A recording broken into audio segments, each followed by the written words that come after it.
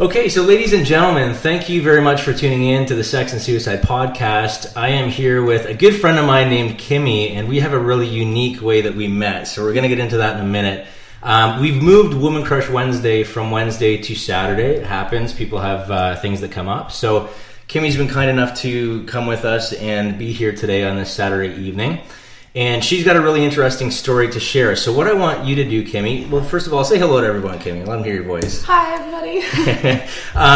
What we want to do is, I guess, get your side of the story as to how you and I came into contact. Because I haven't heard it from you, right? We just kind of were put in contact. So how did that come to be? Basically, I got an email. Somebody said that there was Bachelorette coming in, so we were going to do some filming. Ended up having you come in, which was really interesting actually, because we ended up doing some whipping. And I ended up handcuffing you. Yeah. And we ended up having some wild fun with that one. I believe I actually ended up missing when I whipped you on the first time. Yeah. And it was pretty bad. Yeah, there was. I remember that there was. So you got an email, because I'm trying to understand this too, because I'll tell you how my side of the story went. Okay. So the producer from The Bachelorette came into town to film sort of what my life was like here in London. Okay. And because I had, been taking the course for sex coaching, he said, you know what, we want to get you into a sex store as well, which is how, I guess he went to a few here in town and some of them didn't want to be filmed. And that's how you ended up finding me. Absolutely. So Kimmi worked at Love Shop, right? It's on Dundas, right? Yeah, it's on Dundas Street, right off First. And I was working at the largest sexual sex shop in Southern Ontario at the time. So this is the shop that's, because I remember going in. Shop. Yeah, I remember walking through those front doors and I was like, holy fuck, this place goes. It's like a warehouse. Oh yeah, it was massive. We had 2 big rooms. We had a big porn room with like 50,000 discs. It was quite awesome actually. Yeah. And then we actually ended up having like just extensive product from fetish to anything. It was awesome. It was definitely one of the jobs I would say. It made it really, really fun. We were working with very interesting products. Awesome. It was really fun. Yeah. And this is really cool for me because I haven't really had anyone on that's actually worked in the field, right? Yes. Per se. I've had people on that have obviously everyone that's been on has had sex. Exactly. But no one's really worked up close and in that environment. So I got, the producer said that he went and he had talked to all these different sex stores and yours was the one to go to and he said, I found a cute woman that I want to use. She's going to be available for this. And that's how I'm like, okay, so I guess it was all him that set it up, right? Yeah, that was all him. He ended up messaging us and he ended up emailing us about just telling us about what you guys were doing and that we were going to do some filming. He kind of left it a little bit toward loose leaf and we didn't really know where it was going to go. It was going to be interesting. Yeah. And then you had come in and we went right to the fetish stuff, actually. Yeah. That was where we went. We decided, we're going to go to the most extreme stuff and it was awesome. I think that was, you know what, though, because I don't know if it was originally in their thought process when they first started filming, but the theme was 50 Shades of Grey because 50 Shades of Grey was big, right? Yes. So their whole promotion of the video of that whole reality TV series was based on 50 Shades of Crazy for the guys being nuts, right? And it was really, actually, we accomplished that one. You ended up getting whipped with actually a reinforced steel. I remember that one. That was the one, like it was like this long, right? And it was one that with just like a Teflon kind of cord around it. I don't know. It was a very, very intricate piece that's like super thin and non-intimidating. And then the second you whip it, it will actually cut skin. Yeah. And you were like, this is perfect. And we ended up actually having to do that a couple times. Yeah. So they I think they missed the scene or something like that. Yeah. Or you missed. I missed. Yeah. I ended up whipping in the wrong direction because I have really bad hand-eye coordination. So Kimmi, the first time that we met, I walked in the doors with a film crew from Toronto that had been set up from this producer from Los Angeles from The Bachelorette. So we walked in these doors. The first time Kimmi and I have ever seen each other, she's pretty much whipping me. It was a pretty straight to the point encounter. That was a pretty great introduction, though. Actually, it was, and so you were a champ too because you actually went around and you tried to educate me on all this stuff too. And that was good because at that time I was very new to. I had basically just signed up for the sex coaching course, and I didn't know. Like I knew the basics about toys and vibrators, the bullet, and the rabbit, and all that stuff. But you went and you made sure I knew everything that was about to happen. Well, it's always really fun to actually know about all these different products that can enhance things. And also it's really interesting to see you try to do the Liberators too. That was interesting. When you end up going in the back and you saw all the sex position pillows and you were just like, okay, let's try these ones. Yeah, exactly. And I remember that you did... There was a glove that you put on. Oh, I electrocuted myself. I forgot about that. Yeah. Oh my gosh, I forgot about that. Yeah, we ended up putting on the electro stim. I don't know where you got that idea. I don't know either. I think it was... the most intimidating thing in the shop that we were all scared of. Yeah. It was the most high-tech one we ever had. And he's like... shocked me. I was like, I don't know why you want to be shocked, but we'll do it. Yeah, I was going through a phase at that time, I guess. And you were so willing to do it, and I was like, okay, we'll do this. I'm safe. We can shock him. And then what ended up happening was I put it on inside out, and I ended up shocking myself. Right. I forgot about that. I myself in the face from that one. That one caught me off guard. Yeah, that was amazing. It was pretty funny. But we went through a whole tour of the store. Oh yeah, we were there for a couple hours.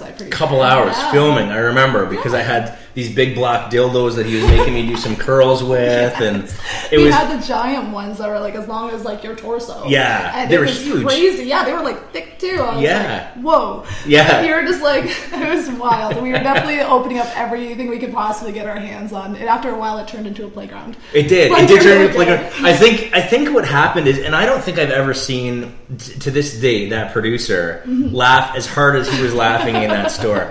I think what happened is it never ended up getting aired on TV, and the reason is I think we went a little beyond primetime television. A Tic Tac size. Acceptability. And then at the end of it, I don't know if you didn't know this, but we got the blow-up doll. Remember, we walked out with the blow-up doll? Yes, I remember that because we had to pick the perfect doll for you guys. Yes. You guys wanted to see them. We had them all blown up, and they could pick which one they liked, and you guys ended up picking your lovely lady. Yeah, so we walked out. So they have on film, I'm walking out with my blow-up doll. And then later on that evening, back in my apartment, Kimmi, you weren't there for this. No, unfortunately. But I feel like I'm going to have a good story. Yeah, absolutely. So we're there, and I'm in my apartment with these two guys just laughing hysterically because we're basically going through the Kama Sutra and I'm explaining these sex positions while I'm on top of a blow-up doll. That is amazing. And it was, and I remember going and kind of, you're having so much fun in that moment. Yeah. And then I remember after that going and explaining to people what I did, and they're like, "Dude, that's going to be on fucking TV, man. Like, your parents are not going to be happy with this." I guess I didn't really think that through. No, but you know what? It was absolutely great. You guys were so much fun. I would honestly say, how we ended up getting into all that fetish stuff was hilarious. It was just everything we could get our hands on. We were literally just kids in a playground. So I honestly think it's great that you guys were open enough to actually come to the shop and actually have some fun like that, because it was definitely a great way to get through the day through work. Sure, I bet. Yeah, we probably a couple hours of your shift probably flew by. Yeah, I got paid to have fun and whip him. It was really, really fun. That was awesome. I really wish we could get our hands on that footage. Unfortunately, I was so curious for so long. I was like, I want to see what happened, but I had a feeling we kind of took it a little too far. But I mean, at one point in time, we thought maybe they'd release it online. I don't think that ended up happening. I would like to reach out to him to see, hey man, can you just leak a little bit, just 2 minutes? Yeah. We just want to see. Unfortunately, that footage does not belong to us, but it's somewhere in hiding. Yeah, but one day it'll be released. One day you'll have it leaked. Yeah, one day it'll show up, right, when I'm in that running for politics or something. It'll be just while you're running for office, and you'll have that video just cruise on there, and you know what? You might even get some more votes. That was pretty great. We did have a lot of fun. It was really fun. So let's get into your story now, because you and I obviously became friends after that through social media, but we didn't see each other for a couple of years. Yeah, it's been a while. We stumbled past each other on Richmond Road a few times. A couple times when you were partying. This is during my cocaine phase. This is back when you were drinking and having a wild time. I saw him halfway down the block before he saw me. yeah. That sounds about right. But I do remember seeing you, which is good. Yeah, exactly. Because that's not normal. And that was super long ago, too. That was over a year ago. Yeah, that was a while ago. For sure. So it's been a while. And I've been meaning to pop into the sex store and see you and everything. But the transition. Yeah, the transition. So let's talk about, let's start from the beginning of how you sort of decided you wanted to work at a sex store? Like, what was the driving force behind that at first? The best thing that ever can happen to someone is an accident. It's an accident. It was an accident. I walked into a big store. It was under construction, and I walked in, and I was like, I want a job. I want to be able to just like do whatever. Just give me something. And they hired me. I realized when I walked in, there was a wall full of dildos, and I was like, oh, okay. But mid-interview, you can't really run out of that. So I ended up getting into that, and didn't know if it was going to be long-term. Ended up staying 5 years, and it was... Honestly, it was brilliant. It was a really great job. It was a wonderful experience. I got to see all walks of life, and it was definitely something that was an eye-opener. I'm very like private as a person myself before I was working there. Right. And then once I started working there, it just, after seeing it so much, it became a norm. I started seeing the regularity of normal people. Like, the stigma that I thought was going to walk in those doors never really seemed to hit that like shop. It was like maybe 1% of that stigma actually does exist. Really? So a lot of it's in our own minds. It's just stigma, 100%. Because a lot of people will be kind of afraid to even like park in front of the shop. Yeah. So like once they actually got comfortable and realized it was a professional environment, clean, informative, and we're trying to make it as classy and just, it's supposed to be a pleasurable experience, and pun intended. Yeah, but like that's the thing. Like I want to make sure that you get the full satisfaction, and I can't do it with generalized knowledge. So we have to talk, and sometimes putting people outside their comfort zone is something that actually projects them towards something they never knew they actually needed to learn. Right, And I that's agree. Something that's very important. Yeah. So I thought the shop definitely not only taught me a lot of things, it allowed me to also see a lot of things that I never think I would have been exposed to, and that's something that I was really like grateful for working at that shop for. It's really amazing, and plus, honestly, delivery days were awesome because you get to open a box of dildos every day with like Christmas. So all the girls would get together, and we'd be pretty irritated if we end up opening the boxes without each other because we wanted to see the new toys. Right. So it was a really fun It was exciting, job. sure. And the staff were really close. Like, we were all really close, and we always tried to make sure our customers got the best possible experience. We try to be really fun and outgoing, and we also wanted to make sure that they were educated. Yeah. That is a big thing with sex, is education takes away the taboo. Yeah. Oh, 100%. 100%. I agree. So that's something that I find fundamentally important, is like when you actually take the time out to actually kind of force yourself out of that comfort zone, you might actually be surprised how you've subjected yourself to you're taking something away from yourself. You could easily be able to enjoy something, and you're avoiding yourself of that experience because of what other people have projected to you. Right. Find out for yourself, and you'd be very, very shocked. Sure. And that's something I find, like,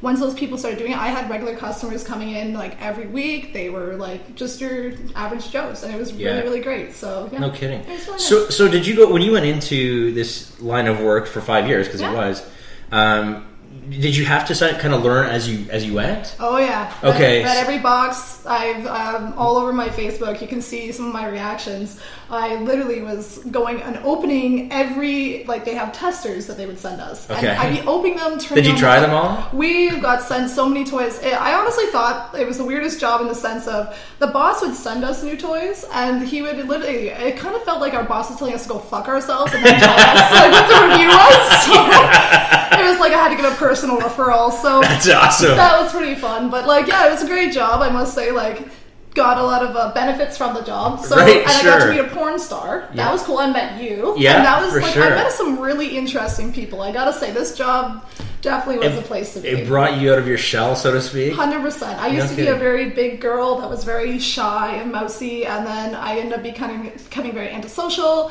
and then from that I kind of stuck in this little box. And then once I was kind of like, someone just had to pry me out of it. And once it happened, there was no turning back. Sure.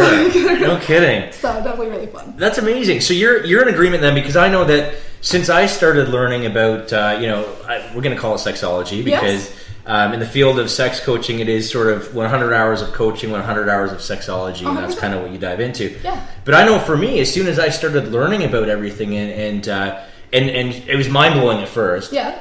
But also, I figured, I'm actually having the least amount of sex that I've ever had before, because it's like the more I know, the less likely I am to just give it out. It is so true, because honestly, I used to get like people would suggest that I was very like hypersexual for working in that shop. Sure. And that was the last thing on my mind when I went home. I wanted to put my feet up, I wanted to smoke a joint, and I wanted to sleep. That was the three important things. Sure. And honestly, at the end of the day, it was a paycheck. I didn't want to bring work home with me all the time.